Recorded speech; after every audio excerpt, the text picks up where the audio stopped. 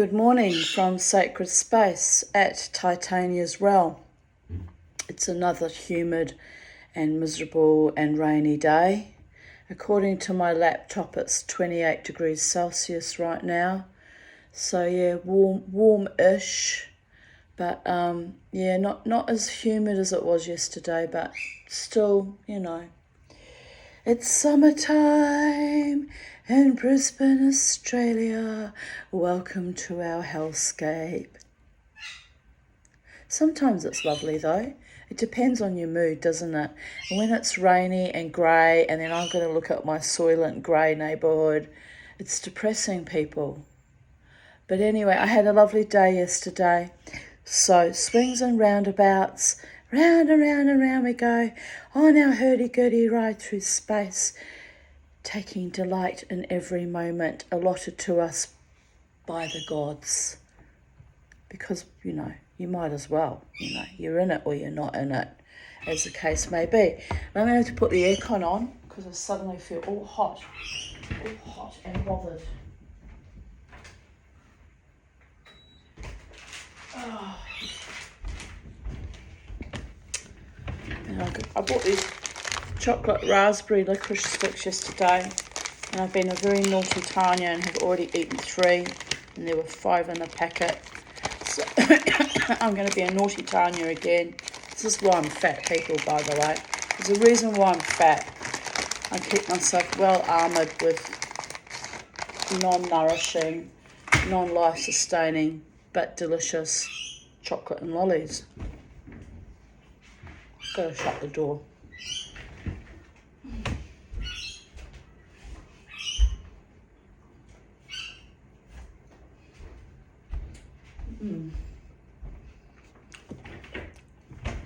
Bit tired today. I feel a bit weary. I slept okay.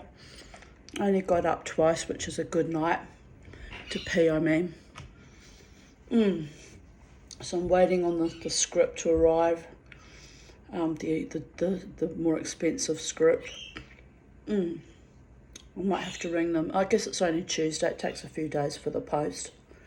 If it doesn't arrive by tomorrow, I might have to remind them. But anyway, it is what it is. I'm not real thrilled about going on medication anyway, but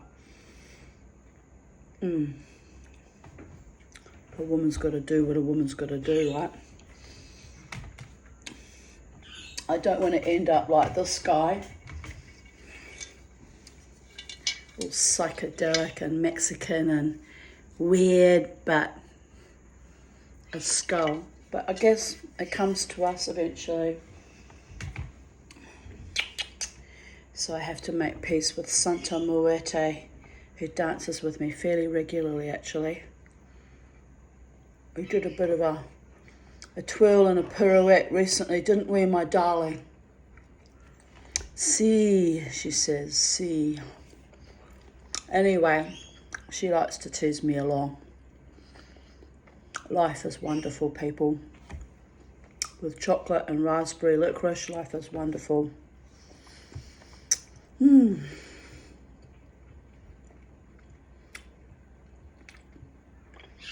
got a bit of trouble with my teeth again. It's probably why I feel drained and fatigued. It's my nervous system. It's shot to pieces, but what can I do? It is what it is.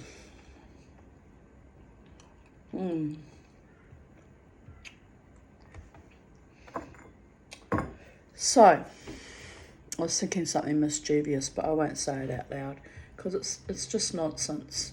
I'm soul ridden by something that desires full effervescence and full vitality and a few fullness of other things, and I just have to tamp it down. It's got to behave.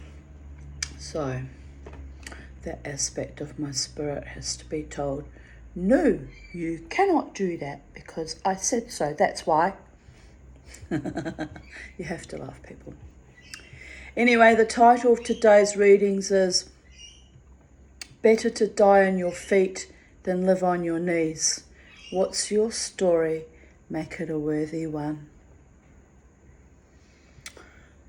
So here we go. I posted a lovely picture of my beautiful but now deceased Beauregard. Oh, anyway, here he is, my beautiful boy. My scruffy but beautiful wild boy, who's actually smiling into the camera, which is unusual. He usually hated having his photo taken. Oh, anyway, that was in 2017 when he was still a young dog.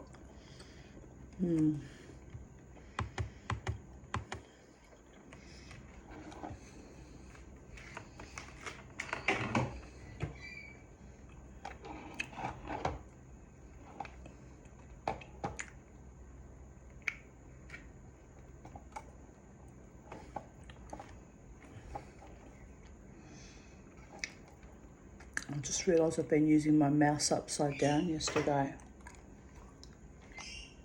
Oh well, doesn't matter. It was working fine the way I was using it yesterday. Let's see if it works now, shall we? I'm so crazy sometimes, just with technology and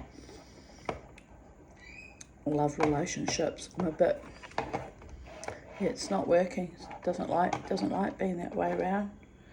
I'm sure the cord should be coming out the other end, but it works that way, so we'll go with what works, shall we? Okay.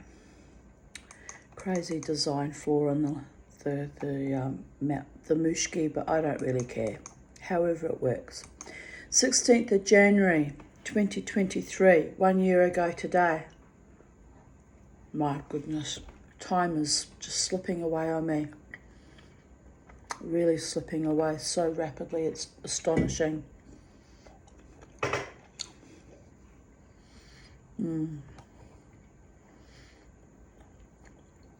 Jared, Crystal and I went to the Disney exhibition.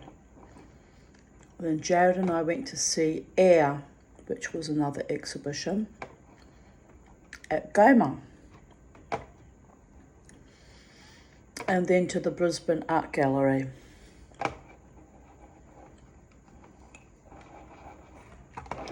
And now my mouse is doing weird shit again. Look, are you serious? Well, here we are.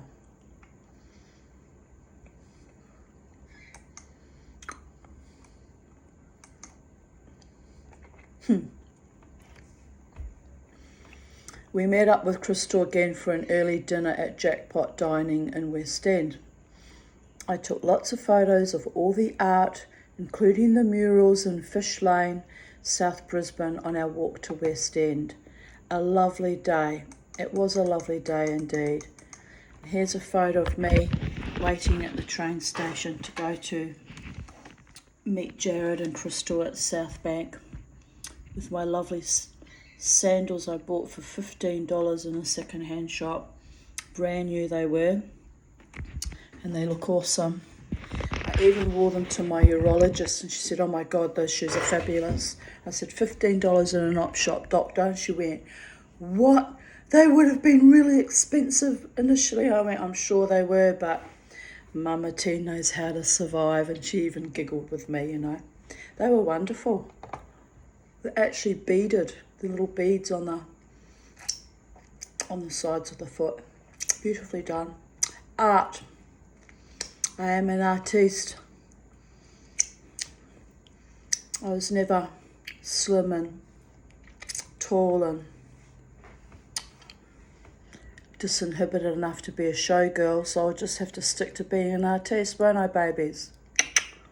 But anyway, short fat hobbits. We stomp around through the world finding our way, being loved by wonderful people. It's not so bad.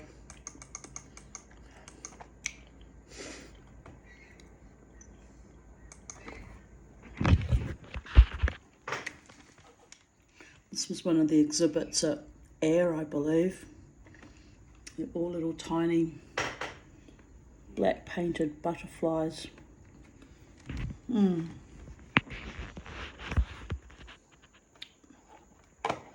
butterflies and what look like some moths too. But anyway, it represents freedom. Freedom. Oh, there's the rest of me. I had my lovely earrings on that I made from a sterling silver bowl. And just make them out. Freedom and happiness. Freedom and happiness. That's all I want out of life. And a true loving partner too, but that will come in its appointed time. The gods have that under control. They keep telling me he's here in my life now, but he isn't, because that person who does seem to adore me is not actually available. So the gods are like playing little tricks on my mind and emotions, but that's okay. The trouble with, discarnate beings is they can't discern between the various forms of human love and how some things are social mores, and you have to honor those ethical hindrances. Well, you don't have to. You can do whatever you want, whatever. But if you do whatever you want, whatever, there are consequences and people get hurt. And I'm not about hurting people, much as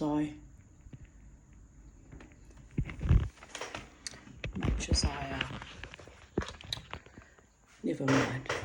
That was a bracelet I made. I lost the tongue at Kilcoy. Kilcoy killed my snake bracelets, and now I have to make another tongue. I've yet to buy another sterling silver fork so I can cut it up and form another tongue, but it'll happen. Got to do it soon though, because it's grinding my gears that I haven't fixed it yet or remade it. It's not a matter of fixing, it's a matter of remaking. Pardon me, the tongue, and readjusting, reattaching it. And this time I'll do it bloody properly so it doesn't fall off so easily, because that upset me greatly too. I'm more upset by my own failures than I am by anyone else's, really, and I'm a bit hard on myself. Joe took this lovely photo of me standing with all the butterflies. I did look lovely that day. I mean, I'm fat and I'm short, but I scrub up okay, don't I? Some people don't mind that I'm short and fat. They still think I'm dead sexy. Then there's some people that still wish I was dead, so there is that. But anyway, I'll be sexy till I die, people, if for no other reason than to be defiant and grind all your gears. Anyway, you have to laugh. 16th of January 2021. Totes my goats, up she rises, says Tanya Aarons, in response to better to die on your feet than live on your knees, which they attribute to Emiliano Zapata. I thought that was Julius Caesar or something further back, but there you go. Apparently I'm wrong. Anyway. I wrote, this is my problem. My consciousness refuses to get out of the cyclic loop that I have been on since my early childhood. It keeps bringing abusers into my purview, which reactivates my trauma state. I have been praying for healing of my mind, body and spirit, but each time I get slammed with more horror, so I give up. It's too hard. I just want a loving, happy, peaceful life, and I have to gift it to myself. And at this stage, if I had the money to travel to Peru, I'd even try the ayahuasca experience, because I've got to drive that dark demon out of me that brings to me married men that I love deeply but can't be with for that reason, and gay men that I love deeply but I can't be with for that reason. And even my transgender cousin was flirting with me outrageously last time I saw her, which is even more absurdist and ridiculous given she's a trans woman now and Her penis doesn't work because of the estrogen, although I'm told she could get Viagra, but I don't want to have sex with a trans woman. Like, nothing against trans women, but that's not my sexual proclivity, people. Also, she's my cousin. To you, if you're watching it, cousin. But sometimes life just gets a little bit too weird, even by my standards. And I'm a very inclusive, accepting person. But I don't want to have sex with my cousin, no. So there is that. And yes, so the block on my nascent blossoming sexuality is still very much in place. So we've got to kick that one down, because I'm looking forward to having a healthy, loving sexual, relationship with a healthy, loving, sexually desiring man of me who happens to be available, willing, ready, and able to be my partner, right? Because everything else is just a mirage. It's just a distorted, fragmented distortion on the disco ball of the fractal universe. It's not happening in a far out way. It kind of is happening on some level, because the love they're flowing to me is lovely. My cousin does love me dearly. She was happy to settle for cuddles. And then I had this other man tuning me up for a few months, was wanting cuddles too, which was a bit weird, because a red-blooded man wants a bit more than just cuddles, darling. When I sort of basically thought about it and expressed some willingness on that tangent, he headed for the hills. So it's been a weird few months, people. However, it's been a sign from the gods that my sexuality is reactivated, and it's drawing in men and some women and a trans woman cousin who desire me and find me attractive and desirable. So that too is flattering and gorgeous, and a bit juicy to know that I'm still wanted in certain quarters out there in the world. I've been not quite an ascetic, because I go out dancing and drinking on the weekends, but I've been an asexual celibate for many, many years now, on and off. Over the decades, there have been long periods of celibacy. This one's lasted 8 years, 8 years is a long time to lock up your feminine sexuality that is extremely powerful and scares men running for the hills. There is that too. So that's the other reason I'm a bit scared to take a lover again, right? It's all very well when you're in the throes of mad passion, but it scares them. And it's pretty fucking scary when you're making love to a woman who's just opened up again after many, many years. It's an intense experience. All the fetishists in the room just went, "Oh, tell me more, Tanya. I'm so excited now." But no, I'm not doing that to wind you up. I'm just telling you, this is what happens. I go from absolutely no tamp down, lock down, shut down sexuality to and it's a bit fucking terrifying even for me. Cost me the last potential relationship 8 years ago, because that guy wasn't really man enough for me, was he? He was too busy being vicious behind my back with all my friends, so it was that. Anyway, it doesn't matter now. It really doesn't matter now.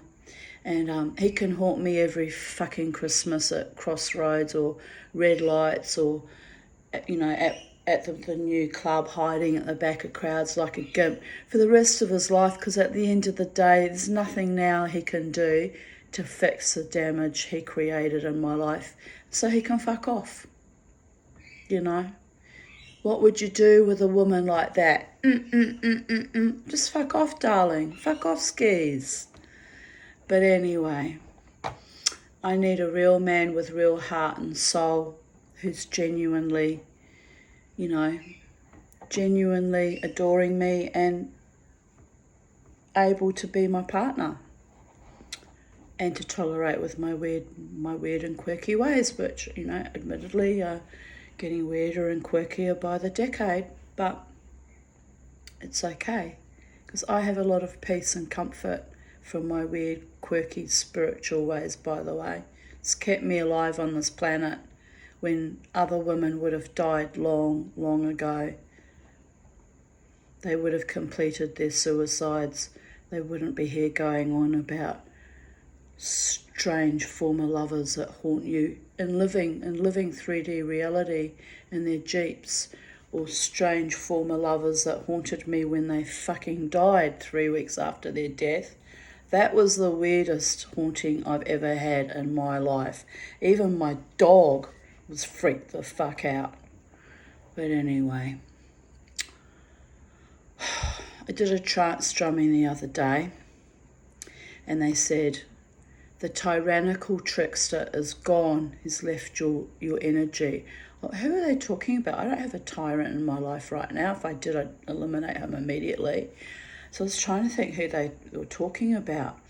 And so I said, well, who are you actually talking about here? And they said, Davidson. And I thought they meant the last guy who happened to share his surname, you know. They said, no, David Davidson. I was quite surprised. So apparently he'd been around in my energy, you know, a few months back, probably when I was vulnerable, trying not to die of COVID. Not that I got, you know, close to death with COVID. I wasn't actually too bad, but, you know, the worry, well, the constant pernicious threats hanging over our head about COVID caused me to worry that might be a possibility, right? So he must have ridden in when I was vulnerable and interfered with that blossoming friendship with the namesake, right? But that's okay, because as I say, I need a real man, not fucking men that run to the hills every time they don't get their way. Because you're not going to get your way with me if you're feeding me full of bullshit. I can see through the bullshit, by the way. This is both my blessing and my curse. So anyway, so the trance drumming spirit said that the tyrannical trickster has gone, and that there's someone in my life that loves me very, very dearly and very deeply and is actually genuinely in love with me. And I'm like, okay, this is where they tune me up and play games and play me for a fool. So I'm not buying into that, because I need evidence. As a psychic medium, any medium worth their salt who's properly trained will tell you, you need evidence, fact-based evidence that is indisputable and unable to be confused. I don't do confusion.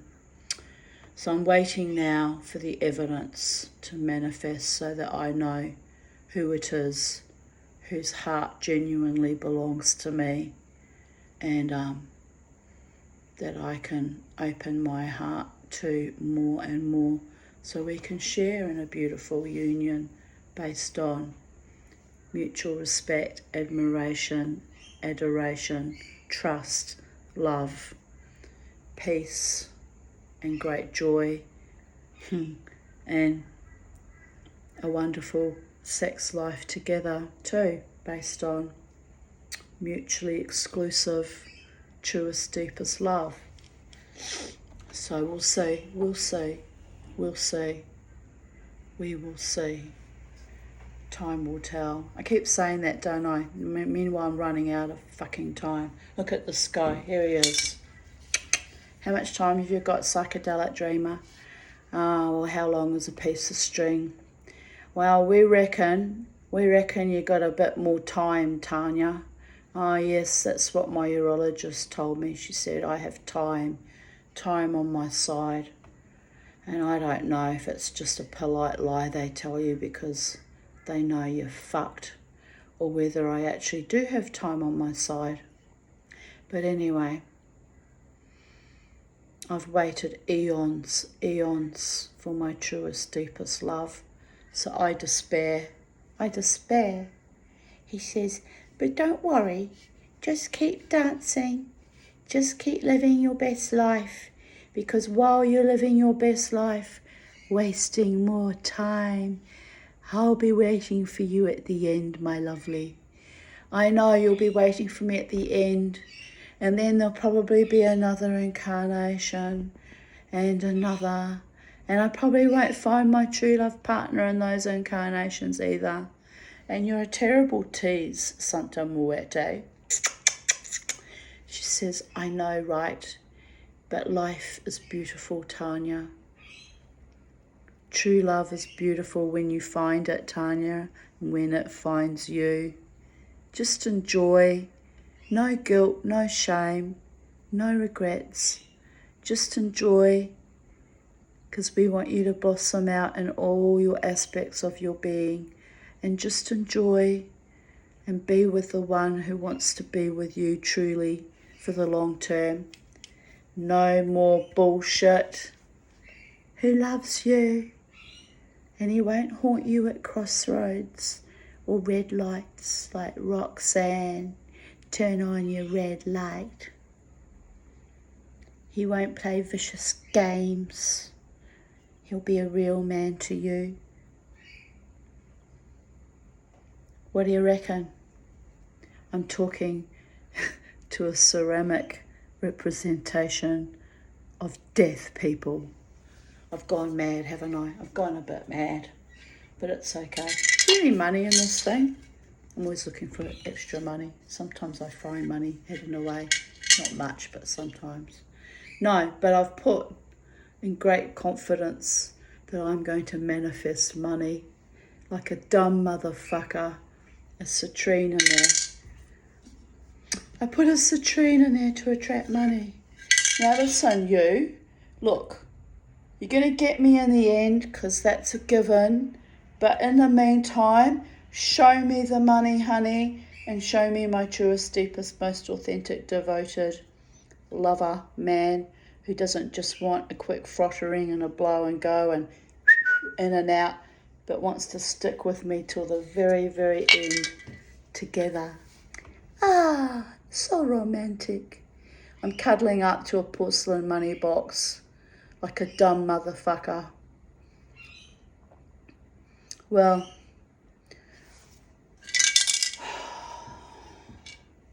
you gotta laugh, people.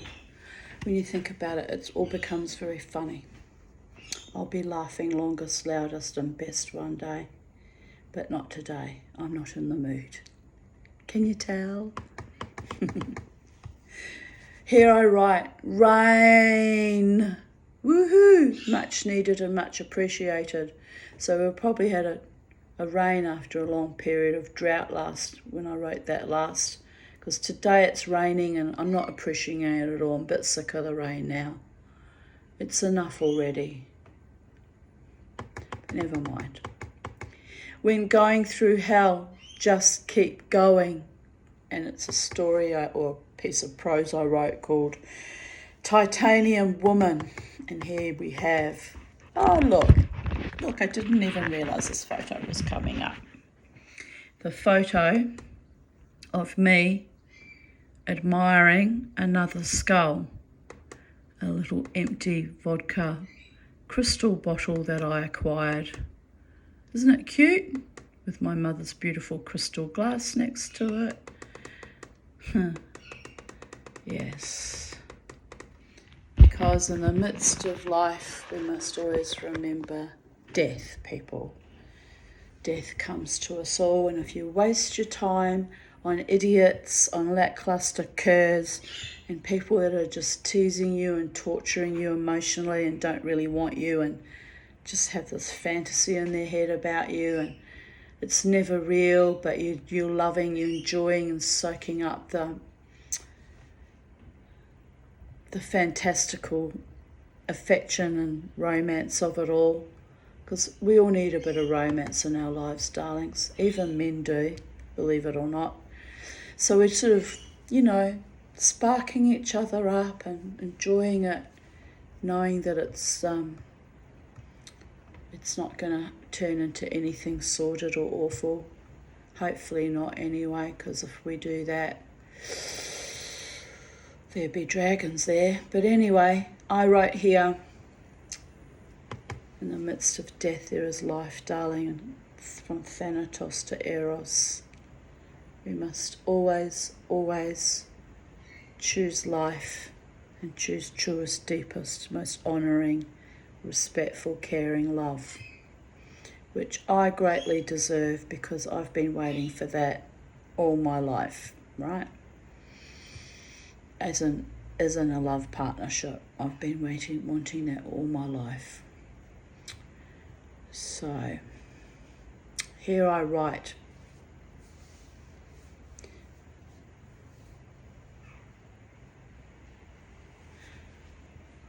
Just wondering what that car's doing, going up and down, but anyway, not my monkey, not my circus. Here I write. I'm standing in the middle of a maelstrom, a vortex, a tornado, in the stillness of hell that buffets me. I take a breath and remember I am a cog in a wheel in the circle of life. My time is always now. I am never too late or too early. I am always perfectly aligned with the machinations of the multiverse. A wheel within a wheel, slowly, inexorably locking into place, in time and space. I feel so frustrated right now. Frustrated. Yesterday, some dirty motherfucker made me want to push myself off my own timeline, off my tiny grip on my cosmic wheel that keeps turning and clicking into place with or without my fractal, frenetic accomplices. Fait accompli? Not yet, not yet. My wheels are spinning, but they have their own orbit and their own rhythm. The people and souls that choose me each and every day, who grant me love and support and holiness, may bounce into my orbit or fly free of my stolid, hobbit-footed grip on this equally gyrating planet, a tiny sphere in a giant multiverse, a mere dot. Who am I to go against the will of God, of all the gods that excruciatingly denied me wealth and true love and safety and sanctity, until even they said, Genug, enough. The woman has talent and heart and courage, and we shall bless her with beauty, bliss, benevolence, and brilliance. And so they did. Suddenly, miraculously, albeit arduously, this woman reclaimed her life force and her awe, her delight in small things and in the majesty, her grip on her cosmically enshrined clock, chiming into eternity. Tick-tock. Time is a human construct, they say. Nature will hold her sway, and the Tanya will rejoice another blessed day. Dance, sing, write, and love. Politely segue the ignoble and dissolute who tried to destroy her joy and her light. Go, be awesome somewhere else. Shine bright like a diamond. Be the best version of you, perhaps a version you yourself has not met yet. I will suffer no competition or befoulment, no envy or vice. I made this, by the way. I'm playing with my pendant that I'm quite proud of. It's quite a heavy, chunky piece, but I love it. It's a gum nut. I cast that myself in 835 German silver. So it's not quite sterling, but I'm very proud of it. One of my achievements. Just one of my achievements in recent years. Where were we? I will suffer no competition or befoulment, no envy or vice. For we are equals under the skies, children of earth and sky and sea, and most precious beloveds of the gods. Just keep that trickster cherub away from me, as her arrows scorch and brought me only scorn. My love merits a love that meets me halfway and takes my hand and dances me to the end of love and back again. Hallelujah. But I had to grow my heart another skin. I had to let it heal, then ignite it and spark it out into the cosmos. A siren song and distress and or impress call. Can you hear my call? Oh my goodness. There's a few that are responding to my call, and it's delightful. It is delightful. Now, I've lost the right down just a little bit. Just a nudge. Okay, it's going to be a shit. Right, here we go. No. Why does it do this? Even with a working mouse now, it's giving me a hard time. Maybe try. That works. Scrolling with the wheel slowly works, people. Just remind me that next time I freak out. Oh dear goddess. I continue. Alone I remain as my heart called in, the one amongst the many who sought to trifle with my existence. And in my solitude I remained in love with life, with love, and with my own soul. I grew older and bolder. Threw grief over my shoulder and gained back the peace stolen by ugly fools.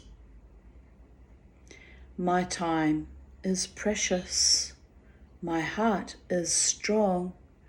It will leave a resonance long after I am gone, in the sweetness of a blooming flower or a faint memory for the ones who truly did love me, even from a distance of eons.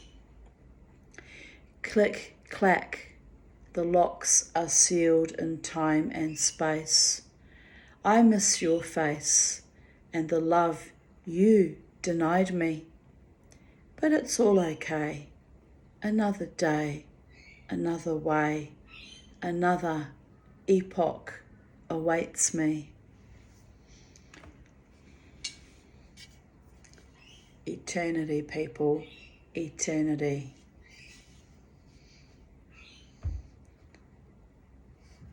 There's no escape from the hell loop until you do the work and jump off that groove and reach into eternity and draw back again like a bow and arrow, drawing to you the one who loves you deeply and truly, so that we can,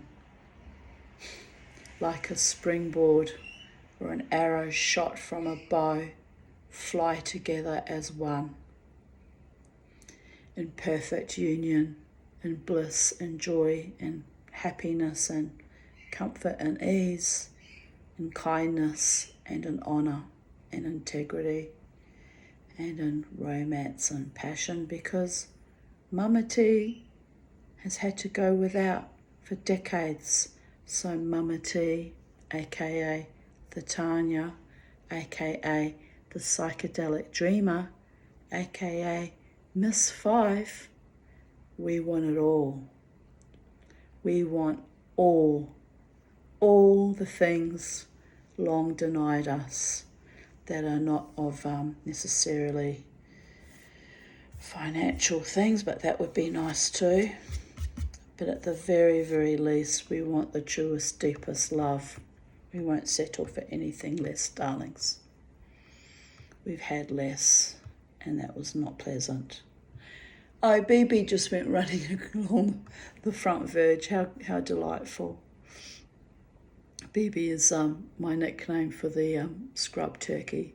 I call him Bastard Buzzard. He isn't really a bastard. He's just annoying, because he used to make mounds and protect his little eggs from his mate's eggs, and then they'd get killed and picked off by my cats, and it was all very traumatizing. So I used to try and dissuade him from having access to my land, but now that there's no pussycats to kill his offspring, he's welcome here. I even put my sign out my front gate that usually says sacred space, no hawkers, no proselytizers, no trespassers, no psychic vampires, and I flipped it around to the other side that I usually only put out on Halloween, just to be contrary wise, that says true, authentic love, welcome here. It's been out like that sign flipped that way for a few weeks now, and I'm seeing if it brings a shift of energy to my land and home. I think it's working, I think it's working.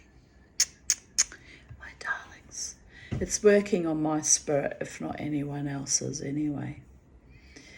So I'm staying positive, and I'm staying hopeful, and I'm staying romantic.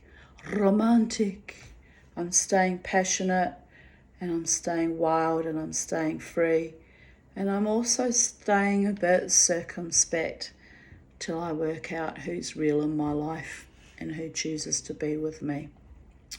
16th of January, 16th of January 2021, because I don't know these things for sure. 10:40 a.m. In this moment, I am struck by a holy awe. I am hanging like the hangman between heaven and earth, in my hammock under the tree, under the bluest of skies, serenaded by cicadas and a quiet bliss. The shadows of the leaves rustling above my head are creating patterns across the broadcloth of the hammock, a shadow puppet play from the trees to me and thee. The crows fly past with their long drawn-out call, a hello as they go about their business of living free and wild. Charlie is in the back garden making her weird clucking noises. I look back to see that she has had a bath and is wet and bedraggled and looks more like a small dinosaur in that state. Pardon me. Beauregard lies beneath me, soaking up the light and the peace. All is well in this moment. These series of moments that flow into the day. A day becomes a week, then a month, then a decade. And there were so many decades of abject horror. But this is my last hurrah. Or so I thought at the time. I turn and turn, wrestling with the past, yet fully inviting the future, and I create my future from my momentary resoluteness to be me, joyous, carefree, beloved, fully alive and aware, holding space for my own self in all the places I was wounded and broken and desolate. Where the chasms of grief and trauma gave my enemies permission to dig deep into my already excruciating wounds and tweak my soul even more. I vomited them out, purged them out, and in time I used the power of my voice and my long-suffering silence to deep sound my truth in all existence. Hated was I for even that, but here I reside in all my glory and my eternally unfolding story, at peace with the gods, with my own soul, resplendent, triumphant, and grateful. Even surrounded by darkness and hatred and turpitude, I shone through, I fought through. No one fucks with the Tanya. I have a little thing called defiance, and my gods have brought me fine and noble and decent, brave people who are happy to stand with me. Winking face.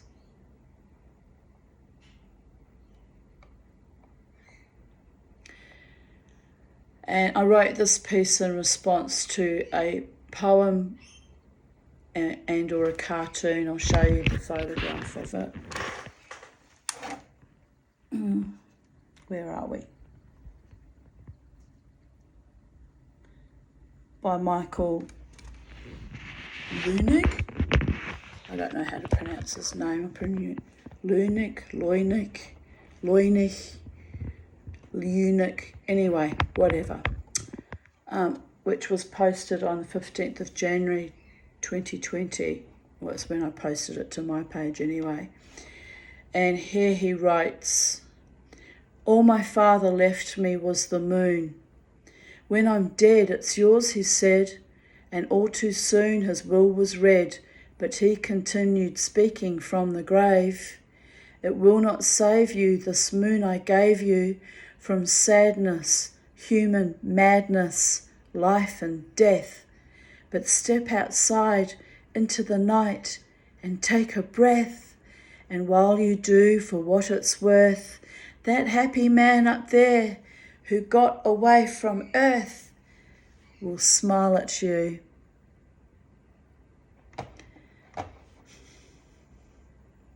A beautiful gift indeed, being smiled down upon from the moon. Just ask Jared how that went for my mother.